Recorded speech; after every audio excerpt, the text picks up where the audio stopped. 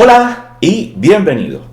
Mi nombre es Héctor y soy escritor, no youtuber, ni tiktoker, ni influencer.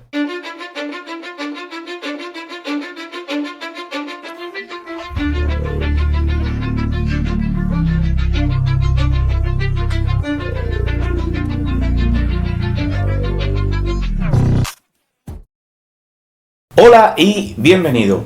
Leí una entrevista a Pablo Alborán, al cantante, donde se queja de la fama. En casi toda entrevista que se haya realizado a un artista famoso, me resulta contradictorio cuando escucho quejas de su falta de privacidad en la calle. En definitiva, es lo mismo, las consecuencias de la fama.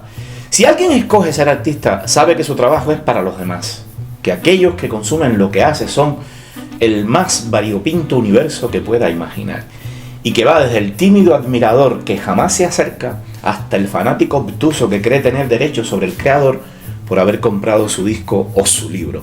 Sin embargo, tengo la absoluta convicción de que escoger una forma de expresión pública no significa necesariamente pretender una vida pública. Muchas veces, la expresión artística o literaria, cuando es auténtica, se encausa como una senda más personal o íntima de exponer la realidad de otra manera. Sí, todos queremos que se reconozca nuestro trabajo, sea la ebanistería o la novela, la peluquería o la pintura, y esconderse tras la falsa modestia de que se hace para uno mismo puede ser parte de la verdad, pero no es toda la verdad. Por regla general, queremos que se nos dé una palmadita en la espalda, que nos digan que nuestro trabajo es bueno o está bien hecho, y que los objetivos que nos trazamos al empezar un proyecto han sido logrados. Nos apetece escuchar algún elogio a aquello que escogimos voluntariamente y que nadie nos impone. Nos gusta escuchar que un texto es impecable o que la última canción es celestial. Queremos que reconozcan lo que hacemos bien y, si nos sale mal, que nos digan la forma de hacerlo mejor. Y eso se logra sometiéndolo a la plaza pública, sacando las vergüenzas al aire y dejando que sean los demás quienes juzguen si lo que hicimos merece la pena o deberíamos cambiar de profesión. En la literatura manifestación que conozco algo mejor que otras, es algo más posible la invisibilidad. La lectura y disfrute de un libro no exige nunca la presencia del escritor. Si el libro nos sublima, leemos algo más del mismo autor y quizás hagamos algo por conocer su vida personal. Aunque por lo general un escritor puede gozar de cierta intimidad, siempre que decida no entrar al juego comercial de las presentaciones, que muchas veces son indispensables para el autor, obligatorias para la editorial y difíciles de sosleer en la vida real. Pero conocer a un artista no es conocer su arte. O lo debería decir al revés y de forma más universal. Conocer el arte de un creador no es conocer al creador. Me he dado cuenta que gran parte del público lector toma los libros de un autor como si fuesen inevitablemente la propia vida del autor. Esto puede tener algo de verosimilitud en una autobiografía, si bien en la realidad tampoco es exacta la vida de quien le escribe para contarla a los demás. ¿Por qué? Porque se escogen pasajes que interesan al público y se soslayan aquellos que pueden no ser interesantes o que no nos encumbran o nos hacen quedar bien. Pero en todos los casos, tomar las frases de una novela, por ejemplo, como las frases del propio autor, yo mismo cometo ese error a veces, pues eso es casi siempre un ejercicio estéril, que no siempre guarda relación con la realidad. Hay frases dichas por personajes en Madame Bovary, Guerra y Paz o Los Miserables que son abiertamente misóginas, y nadie, en su sano juicio, acusaría a Flaubert, Tolstoy o Hugo de odiar a las mujeres enalborando las frases de sus personajes, incluso cuando ellos mismos puedan haber sido en su vida privada eso o cualquier otra cosa peor. Y esto, claro, es algo que no me consta. Los personajes son seres inventados que muchas veces ganan vida propia. Para convertir, por ejemplo, a Jean Valjean en un héroe, Victor Hugo tuvo que meterse en la cabeza de su personaje como si de un ser real se tratara. Pero tuvo que meterse igual en la cabeza de Cosette, y en la de Fantine, y en la de los malvados Thénardier, y en la del inspector Javert. Y dentro de todos ellos, intentar pensar como ellos para que resultaran creíbles y para que Los Miserables se convirtiera en la obra universal que hoy es.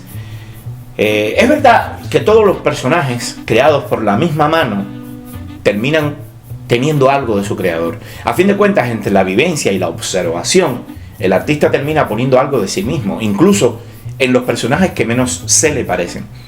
Pero personajes al fin no son el propio autor, y hasta en aquellos que más se le parecen a uno, incluso cuando el autor se utiliza a sí mismo como personaje, como es el caso, por ejemplo, de Houellebecq, que algunas veces se pinta a sí mismo en sus novelas como un tipo bastante despreciable, ya esto es discutible. No se debe tomar al pie de la letra que el personaje refleja la personalidad del propio autor. Recién releí El arte de la novela, donde Milan Kundera recuerda que los personajes son un yo hipotético, personajes que pudieron haber sido nosotros mismos como creadores, pero que no lo son en realidad. Aunque soy yo quien habla, mi reflexión está ligada a un personaje. Quiero reflexionar sobre sus actitudes, sobre su forma de ver las cosas, en su lugar y con mayor profundidad de lo que podría hacerlo él. La segunda parte de la insoportable levedad del ser empieza por una larga reflexión sobre las relaciones entre el cuerpo y el alma. Sí, es el autor quien habla. Sin embargo, todo lo que dice solo es válido en el campo magnético de un personaje. Teresa es la manera que tiene Teresa de ver las cosas, aunque nunca las haya formulado. Los personajes son en sí mismos como máscaras que nos ponemos para obligarnos en la ficción a recrear un contexto que no existe ni ha existido en nosotros. Un personaje puede tener mucho del creador y recrea, valga la redundancia, situaciones que el autor nunca hizo o que no haría en realidad, y pone a su personaje bajo la presión o el estrés de una situación que el mismo autor no ha vivido y que no pretende vivir. Pero podemos ir más allá de la comparación del creador y su personaje. Tomar la figura pública del artista, la persona que crea, como la vida del propio artista es irreal. Una entrevista en la radio o la tele, una presentación de un libro o un disco, una mesa de debate sobre un nuevo estreno fílmico, un texto público, sea dentro de un libro impreso o en la página de una red social, sea un vídeo, en este caso como el que ahora estás viendo, siempre se busca crear una impresión concreta, intenta conducir a un grupo de personas hacia un objetivo determinado. Y no siempre, sobre todo cuando es ficción, es un texto que describa vivencias personales.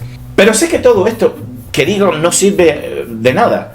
Sé que quien siga a un artista, quien está entusiasmado con la obra de un creador, seguirá magnificando u odiando, que también hay, a la persona por su obra, y tratará de contactarlo si le es posible y lo verá en la calle y le será imposible evitarlo.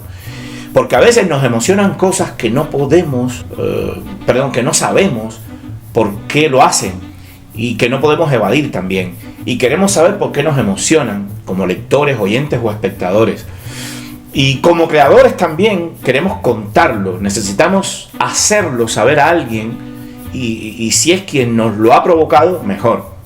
Al final, por más que lo busques, y como Alborán o yo mismo, aunque te encierres en una casa, no es posible evitar a los seguidores, porque ellos son parte esencial del sentido mismo de la obra que hacemos, aunque tú mismo seas un yo hipotético. Gracias y hasta el siguiente. Rubrico mis libros como H.G. Quintana.